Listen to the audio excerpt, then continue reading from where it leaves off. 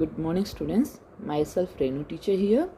आज हम हिंदी सुलभ भारती 8वीं कक्षा से पाठ 9 अनमोल वाणी का अध्ययन करेंगे।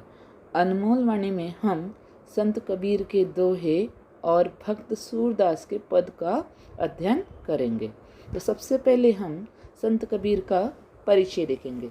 संत कबीर का जन्म लगभग 1398 उत्तर प्रदेश, मृत्यु लगभग 1518 उत्तर प्रदेश। यहाँ लगभग इसलिए लिखा गया है क्योंकि प्रमाण नहीं है, कि सत्य नहीं है कि इसी साल या इसी दिन उनका जन्म हुआ है, बस लगभग मतलब वहाँ पे उन्होंने माना है। परिचय। संत कबीर जी भक्तिकालीन निर्गुण काव्यधारा के संत कवि कबीर मानवता एवं समता के प्रबल समर्थक थे।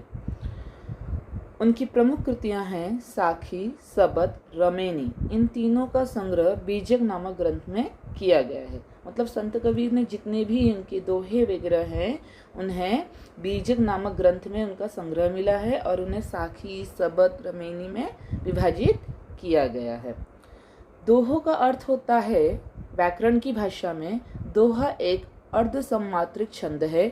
इसमें प्रथम और तृतीय चरण में 13-13 तथा द्वितीय और चतुर्थ चरण में 11-11 मात्राएं होती है। चरण के अंत में लघु होता है और हम सरल भाषा में कहेंगे दोहे का अर्थ होता है 2 पंक्तियों की कविता। पद्य संबंधी देखेंगे कि संत कबीरदास ने अपने दोहों में मनुष्य को सद्गुणों को अपनाकर आगे बढ़ने को कहा है। तो हमें कबीर से क्या संदेश मिलेगा कि हमें अपने जीवन में सद्गुणों को, अच्छे गुणों को अपनाकर आगे बढ़ना चाहिए। तो हम सबसे पहले इनके पहले दोहे पे ध्यान देंगे कि पहले दोहे के माध्यम से संत कबीर जी हमें क्या संदेश देना चाहते हैं।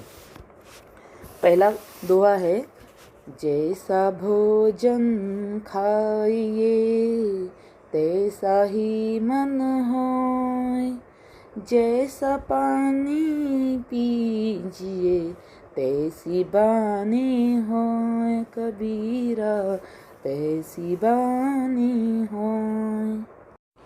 इस दोहे का अर्थ है, जैसा भोजन खाइए तैसा ही मन होय, जैसा पानी पीजिए तैसी बानी होय। मतलब कबीर जी कह रहे हैं कि व्यक्ति जिस प्रकार का भोजन खाते हैं उसी प्रकार का उनका मन होता है।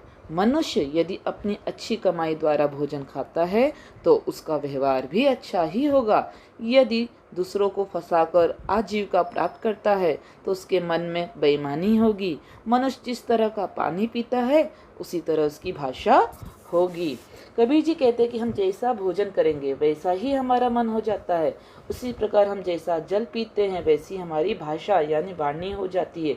अर्थात सदा शुद्ध सात्विक आहार और पवित्र जल ग्रहण करने से हमारा मन और वाणी पवित्र होते हैं। कहने का अर्थ यह है कि खान पान का हमारे शरीर पे बहुत प्रभाव पड़ता है। अब हम दूसरे दोहे पर ध्यान देंगे। ऐसी बानी बोलिए मन का आपा खोय, औरन को शीतल करे आप शीतल होय, कबीरा आप ही शीतल होय। इस दोहे का अर्थ है, मनुष्य को कबीर के मतानुसार ऐसी भाषा का प्रयोग करना चाहिए जिससे वह लोगों के हृदय को प्रसन्न कर सके। मनुष्य को अपने मन के अहंकार को मिटाकर मीठे व नम्र वचन बोलने चाहिए। मीठे व नम्र वाणी दूसरे लोगों को सुख प्रदान करती हैं और उससे व्यक्ति स्वयं भी सुख का अनुभव करता है। अर्थात मन और अहंकार का त्याग करके दूसरों में ऐसी मधुर और विनम्र वाणी में बात करनी चाहिए जिससे सुनने वालों को भी प्रसन्नता हो और साथ ही साथ स्वयं को भी प्रसन्नता हो। मीठी बोली दूसरों को तो सुख पहुंचाती ही है, इससे स्वयं को भी आनंद होता है। अर्थात मीठी बोली से ही हम दूसरों का दिल जीत सकते हैं, मीठी बोली से ही दिल जीते जाते हैं। तीसरे दोहे पे ध्यान देंगे। बुरा जो देखन में चला बुरा न मिलिया कोई, जो दिल खोजा आपना मुझसा बुरा न कोई कबीरा, मुझसा बुरा न कोई। इस तीसरे दोहे का अर्थ है, बुरा जो देखन में चला, बुरा न मिलिया कोई, जो दिल खोजा आपना, मुझसा बुरा न कोई। कबीर जी कहते हैं कि जिस दुनिया में बुरा व्यक्ति ढूंढने निकलते हैं, लेकिन उनमें कोई बुरा व्यक्ति नहीं मिला।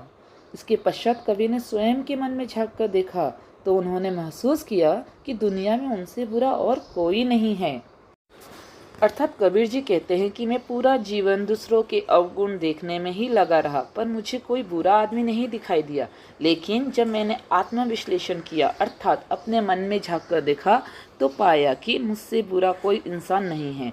मैं ही सबसे बुरा और स्वार्थी हूँ। अर्थात हम लोग दूसरों की बुराई ढूंढते रहते हैं, अगर अपने अंदर झांक कर देखें तो पाएंगे कि हम ही सबसे बुरे इंसान हैं। अर्थात कबीर जी कहते हैं कि हमें दूसरों में बुराइयाँ ढूंढने से पहले अपने मन को देखना चाहिए कि हम में कौन से गुण हैं, कौन से अवगुण हैं। दूसरों में गलतियाँ निकालने से पहले हमें अपने आप को सुधारना चाहिए। बच्चों, यहाँ पे जो कबीर जी की वाणी है उसकी भाषा थोड़ी सी अलग है। एक्चुअली वो पढ़े लिखे नहीं थे, तो वो जैसा बोलते थे वैसे ही उनके अनुयायी शिष्य लिखते जाते थे। तो अब मैं आपको यहाँ पे इनकी भाषाओं की खड़ी बोली में अर्थ आपको दे रही हूँ। मतलब हमारे मानक हिंदी में हम उन्हें कैसे लिखेंगे वो मैं आपको बता दूँगी, तो उसको आप अच्छे से हिंदी नोटबुक में लिखिए। फॉर एग्जाम्पल, जैसे तैसा का अर्थ होता है वैसा, तैसी वैसी।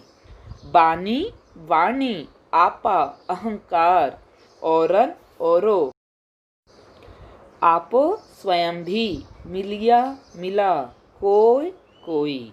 तो इस प्रकार हम अपने हिंदी शब्दों के अनुसार भी इस कबीर जी की वाणी को समझ सकते हैं। तो कबीर जी की वाणी से हमें यह सीख मिलती है कि हमें सद्गुणों को अपनाकर आगे बढ़ना चाहिए।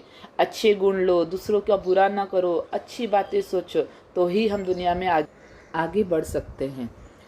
मुझे उम्मीद है आपको कबीर की वाणी समझ में आई है। आप और अधिक कबीर के दोहों को समझिए, सुनिए और उनके दिखाए गए हुए मार्ग पे चलने की कोशिश कीजिए।